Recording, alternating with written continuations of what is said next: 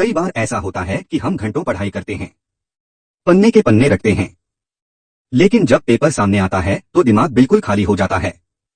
क्या आप भी महसूस करते हो कि आपने बहुत मेहनत की लेकिन फिर भी जीके जीएस याद नहीं रहता? चिंता मत करो दोस्त, तुम अकेले नहीं हो। हर वो बच्चा जो सपनों में सरकारी नौकरी देखता है इस दर्द से गुजरता है। लेकिन इस वीडियो में मैं तुम्हारे साथ कुछ ऐसी जबरदस्त ट्रिक्स शेयर करूंगा जो जीके जीएस को मजेदार बना देंगी और तुम्हारे दिमाग में हमेशा के लिए बैठ जाएंगी। क्योंकि ये सिर्फ पढ़ाई की बात नहीं है, ये बात है तुम्हारे करियर की, तुम्हारे संघर्ष की और उस उम्मीद की जो तुम्हें हर रोज आगे बढ़ने के लिए मजबूर करती है। तो वीडियो को ध्यान से देखो, कुछ नया सीखो।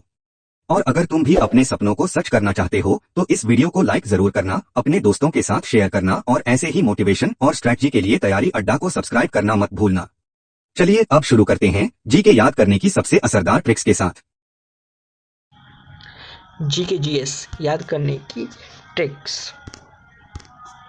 अशोक के शिलालेखों के प्रति अशोक के शिलालेखों के प्राप्ति स्थल याद करने की ट्रिक है।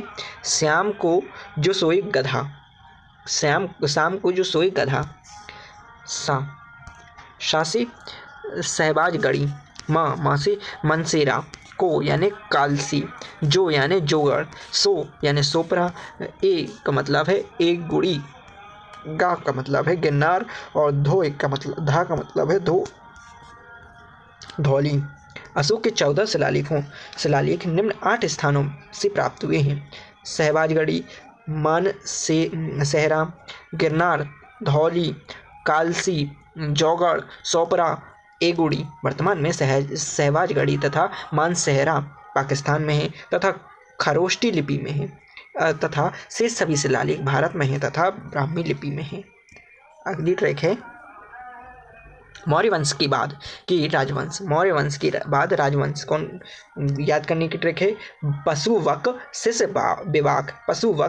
विवाक, पासे पुष्यमित्र, सुसे शुंगवंश, वासे वासुदेव, कासे कर्णवंश, सी से सुमुख वंश, सा से सातवाहन वंश और वी से विद्यवंश और वासे वाकाटक वंश।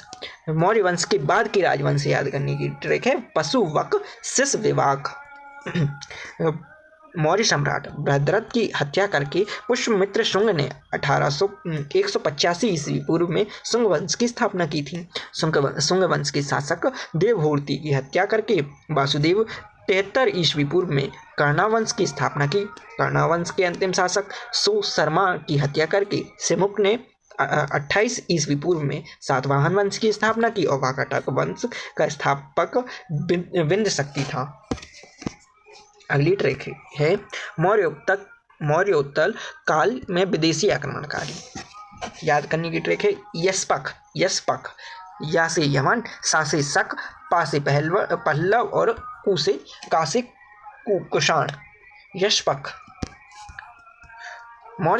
मौर्योत्तर काल में विदेशी आक्रमणकारियों ने बैक्ट्रियन ग्रीक शासकों का नाम आता है। बैक्ट्रियन ग्रीक शासकों को यमन के नाम से भी जाना जाता है। भारत पर आक्रमण करने वाले आक्रमणकारियों का क्रम इस प्रकार है। यमन, बैक्ट्रियन, शक, सीथियन, पहलव, पाथियन, कुषाण, यूची। कुषाण को कैसे जानते हैं? यूची से। अगली ट्रिक है कनिष्क के दरबार में रहने वाले विद्वान याद करने की ट्रिक है। कनिष्क के दरबार में रहने वाले विद्वान याद करने की ट्रिक है अब नाच। आसे अश्वघोष, बासे वासुदेव, नासे नागार्जुन और चासे चरक। अब नाच, अश्वघोष, वासुदेव, अर्जुन और चरक। कनिष्क का राजारोहण 78 ईस्वी में हुआ। कनिष्क ने शक संवत का प्रारंभ 78 ईस्वी पूर्व में किया। कनिष्क के दरबार में महान साहित्यकार और तथा महान कवि अश्वघोष थे जिन्होंने बुद्ध चरित्र एवं सूत्र अलंकार की रचना की। अश्वघोष की रचना की तुलना मिल्टन, गेटे, कांट, वॉलियर आदि से की गई। अश्वघोष द्वारा रचित बुद्ध चित्त की तुलना वाल्मीकि की रामायण से की गई। कनिष्क को बुद्ध धर्म में अश्वघोष ने दीक्षित किया था। कनिष्क का राज्य वेद आयुर्वेद की महापंडित चरक थी। चरक ने औषधि पर चरक संहिता नामक ग्रंथ की रचना की। वासुदेव ने बौद्ध धर्म के विश्वघोष विभास सूत्र की रचना की। कनिष्क के दरबार में महान दार्शनिक और एवं वैज्ञानिक नागार्जुन थे। इनकी तुलना मार्टिन लूथर से की जाती है। इनको भारत का आइंस्टीन कहा जाता है। नागार्जुन ने अपनी पुस्तक माध्यमिक सूत्र में सापेक्षता के सिद्धांत को प्रस्तुत किया है। शून्यवाद के व्याख्याकार नागार्जुन थे। शून्यवाद के व्याख्याकार कौन थे? नागार्जुन। अगली याद करने की ट्रिक है गुप्त शासकों का क्रम याद करने की। श्री चंद्र, समुद्र रामचंद्र, कुमार स्कंद पुरु घटोत्कच, नर कुमार बुद्ध, बेभानु कुमार विष्णु।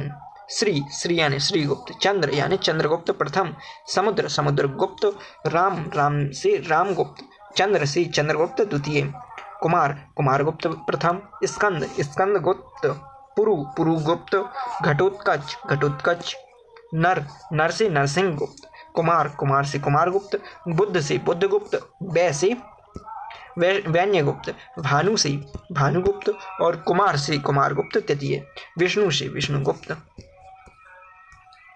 गुप्त राजवंश की स्थापना लगभग 3वीं शताब्दी में हुई थी। श्रीगुप्त इस वंश का संस्थापक था। गुप्त वंश के शासकों का क्रम निम्न प्रकार था। श्रीगुप्त, चंद्रगुप्त प्रथम, चंद्रगुप्त रामगुप्त, चंद्रगुप्त द्वितीय, कुमारगुप्त प्रथम, स्कंदगुप्त, पुरुगुप्त, घटोत्कच, नरसिंहगुप्त, कुमारगुप्त द्वितीय, बुद्धगुप्त, वैन्यगुप्त, भानुगुप्त, कुमारगुप्त तृतीय और विष्णुगुप्त। अगली ट्रिक है चंद्रगुप्त द्वितीय के दरबार में रहने वाले विद्वान। चंद्रगुप्त द्वितीय के दरबार में रहने वाले विद्वान ब्रह्म कालिदास अवध आया। ब्रह्मा कालिदास अवध आया। ब्रह्मा से ब्रह्मगुप्त, कालिदास से कालिदास, आ से अमरसिंह, बा से वराहमिहिर और धा से धन्वंतरी, आया से आर्यभट्ट। चंद्रगुप्त द्वितीय के दरबार में नवरत्न थी। चंद्रगुप्त द्वितीय के दरबार में कालिदास कवि एवं नाटककार, आर्यभट्ट नक्षत्र ज्ञाता, वराहमिहिर नक्षत्र ज्ञाता, ब्रह्मगुप्त नक्षत्र ज्ञाता, धन्वंतरी चिकित्सक और अमरसिंह आदि थे। इन्हीं के समय में चीनी यात्री फाहियान भारत आया था।